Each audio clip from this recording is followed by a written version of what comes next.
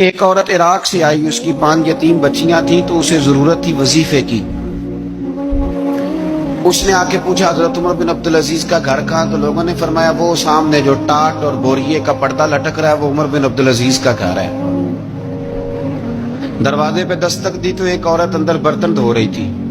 پوچھا السلام علیکم، امیر المومنین سے ملنا ہے۔ وہ کہنے لگی اس درخت کی چھاؤں میں بیٹھ جاؤ، ابھی تشریف لاتے ہیں۔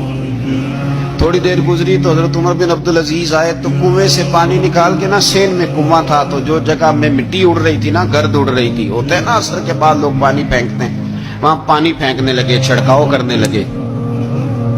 تو تھوڑی تھوڑی باتیں وہ خاتون آپ سے کرنے لگی تو وہ جو عورت آئی تھی نا وہ کہنے لگی تم غلام سے باتیں کر رہی ہو، تمہیں پردہ کرنا چاہیے۔ وہ کہنے لگی یہ غلام نہیں، یہ میرے شوہر ہے اور یہ امیر المومنین عمر بن عبدالعزیز ہے۔ کہنے لگی یہ عمر بن عبدالعزیز ہے؟ کہا ہاں یہ عمر بن عبدالعزیز ہے۔ تو وہ خاتون حاضر ہوئی، کھجوریں اس کو دی گئی کھانے کے لیے۔ اس نے کہا حضور میری 5 یتیم بیٹیاں ہیں، مجھے وظیفہ چاہیے۔ جناب عمر بن عبدالعزیز نے ایک بیٹی کا نام پوچھا، ولدیت پوچھی، وظیفہ لکھا۔ عورت کہنے لگی اللہ تیرا شکر ہے میری بچی کا وظیفہ لگ گیا۔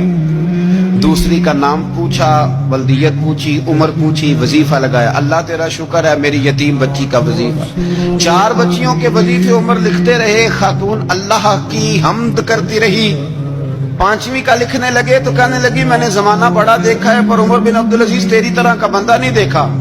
آپ فرمانے لگے اب میں 5ویں کا وظیفہ نہیں لکھتا، 4 کا وظیفہ جا کے گورنر سے منظور کرا لے اور 4 کو کہنا تھوڑا تھوڑا 5ویں کو بھی دے دے۔ حضور کیوں نہیں لکھتے؟ فرمایا جب تک تو حمد کے لائق رب کی حمد کر رہی تھی میں وظیفے لکھ رہا تھا، اب تو نے میری تعریفیں شروع کر دی۔ اپنی تعریف پر کیسے وظیفہ لکھوں؟ وہ تو حمد کے لائق ہے، اس کی حمد ہونی چاہیے، لیکن میں اپنی تعریف پر، اپنی خوشامد پر میں نہیں لکھتا۔ جا اللہ تعالیٰ تیری لیے بہتری کرے۔ وہ خاتون کہتی ہے میں وہاں سے آئی، مجھے مہینوں لگ گئے، سفر لمبا تھا،